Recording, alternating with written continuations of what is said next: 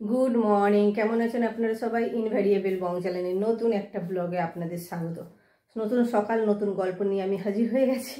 আমার দিনের ছোট ছোট অংশ তুলে ধরে আপনাদের সঙ্গে গল্প করতে আসা এইটাই কাজ আর আমার স্মৃতি হিসাবে রাখা, এইটাই হলো আমার মূল উদ্দেশ্য ব্লগে। আর কি বলবো, আজকে বৃহস্পতিবার, একটু তাড়াহুড়োর মধ্যেই আছি। মানে সকালের যাবতীয় বৃহস্পতিবারের একটু বেশি কাজ থাকে, সেগুলো সারা মোটামুটি প্রায় কমপ্লিট। আর এখন যাব নিচে একটা কাজ স্নান করতে যাওয়ার আগেও করে রেখে এসেছি। মানে উনুনে আজকে মেনুতে হবে মুগের ডাল লাউ দিয়ে আর লাল শাকের ঝাল বড়ি দিয়ে। যা বড়িটা নিতে মনে থাকতো না, এটা বলতে বলতে মনে পড়ে গেল, দেখলেন। আর এটা আর আলু ভাজা, এই তিনটে হবে। এখন যাব উনুনে স্নান করতে যাওয়ার আগে, যেটা বলতে উনুনে লাউয়ের ডালটা সেদ্ধ করতে বসিয়ে দিয়ে চলে এসেছি। আর বাবাকে বলেছি একটু দেখুন, আমি স্নানটা করে আসছি, অনেকটা লেটই হয়ে গেল স্নান করতে। এখন যাই নিচে, বইটা নিয়ে নিচে যাই, ফটাফট রান্না করে আজকেও আবার যাব দোকান, সেই জন্য একটু তাড়াহুড়োর মধ্যে, নাহলে ধীরে সুস্থে রান্না করলে হয়।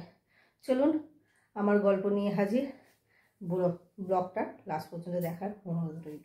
যে বইটা নিয়ে নিলাম, জলের বোতলটা খালি হয়ে গেছে, নিয়ে তাড়াহুড়ো করে এখন নিচে যাই। বাবা মা দেখছি আবার বই পড়ছে, তাহলে বাবা উনুনের ওখান থেকে উনুনটা নিভে গেলে আবার জ্বালাতে খুব কষ্টকর। এখন নিচে ঘরে আমি জামা হারে পরিনি, সেই জামা ফামা ছাড়বো। তাড়াহুড়ো করে জামা প্যান্টগুলো আগে রাখি নিচে, যাওয়ার সময় রেডি হয়ে চলে যাব। ফ্রিজ থেকে কটা জিনিস বের করার আছে। রান্নাঘরে যাই, মা বাবা ওই পাশে ঠাকুরের করছে। উনুনটা নিভে গেলে সবচেয়ে বড় প্রবলেম, ফ্রিজে একটু কাঁচা লঙ্কা নেবো আর নেব টমেটো। এবার চলুন উনুনের দিকে যাই। উনুনটা নিভে গেল নাকি দেখতে। এই সময়টা ক্যামেরা অন করা খুব মুশকিল হয়, আর তার মধ্যে মানে ভিডিও না নেওয়া হয়ে গেলে কি ছাড়বো সেটা নিয়েও বিষয়ে আফসোস থাকে।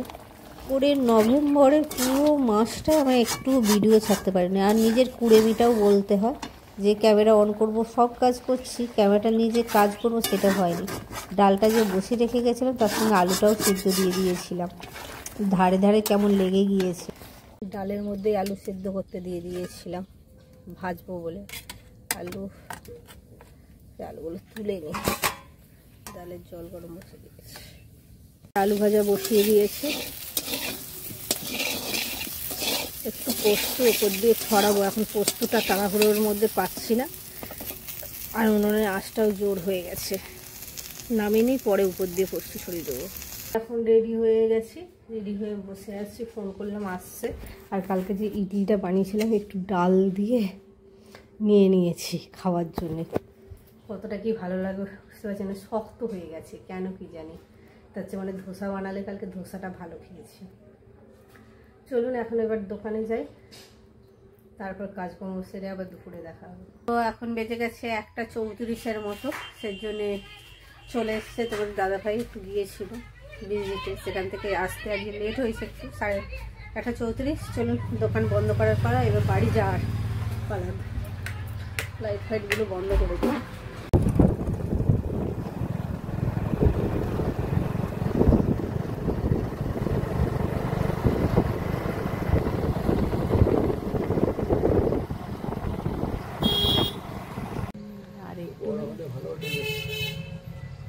চেয়ার দেবো ওখানটায় না, এখানে চেয়ার দিলে ভেঙে যাবে। ওর বাবা তো সে কিসে উঠলো, চেয়ারেই তো মনে উঠে করলো না গো। একবারে চেয়ার পাথর কত ছেড়ে চলে যাবে, পাথর কিছু ছড়াবে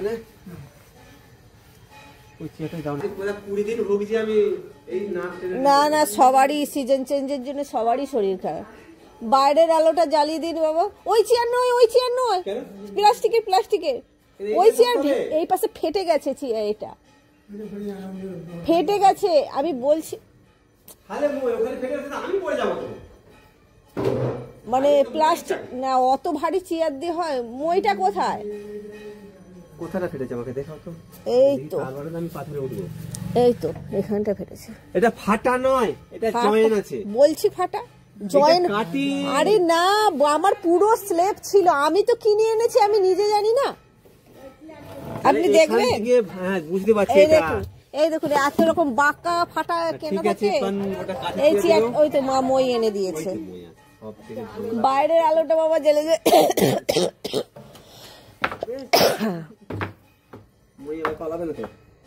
পালিয়ে যায়, পালিয়ে যাবে।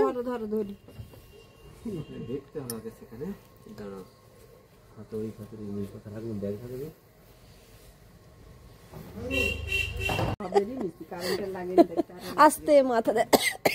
আজ নিয়ে মেল লাইনের ওপরে যে সাবমার্সালের জল ওঠে সেই লাইনটা ফেটে গিয়েছে, আজকে মিস্ত্রি এসেছে। ফেটে গেছে আছে, এনেছেন তো?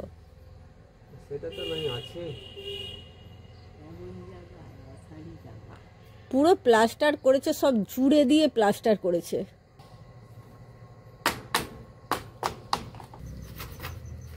এই কল মনে হয় চালিয়েছে, নাহলে জল থাকেনি তো, সেই জন্য চালাইনি। আসবে বললো বিকেলবেলা।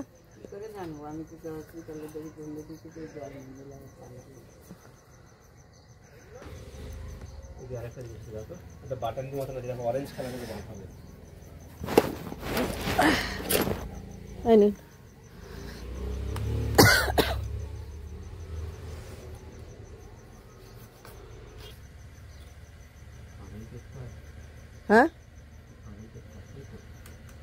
কি বলছেন? হ্যাঁ হ্যাঁ ওইটা এসির লাইন।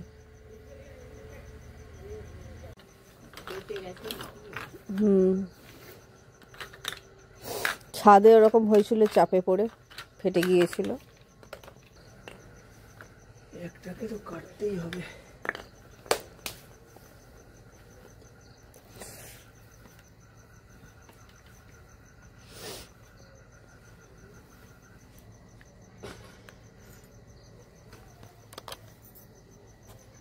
যে 6টার মতো এত কাশি হচ্ছে সে বলার মতো না, সেই জন্য একটু কফি নিয়ে বসেছি।